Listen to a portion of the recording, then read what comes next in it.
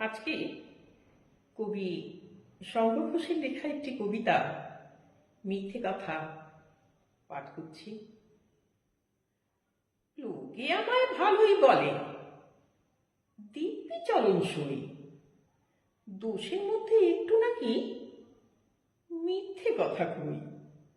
ঘাটশিলাতে যাবার পথে ট্রেন ছুটেছে যখন, মায়ের কাছে বাবার কাছে করছি বকম বকম। হঠাৎ দেখি মাঠের মধ্যে চলন্ত সব গাছে এক এক রকম ভঙ্গি ফোটে, এক এক রকম নাচে। ওমা, দেখো নৃত্যনাট্য! যেই বলেছি আমি, মা বকে দেয়, বড্ড তোমার বেড়েছে ফাজলামি। চিড়িয়াখানার নাম জানো তো? আমার সেজো মেশো, আদর করে দেখিয়ে দিলে পশুরাজের কেশর।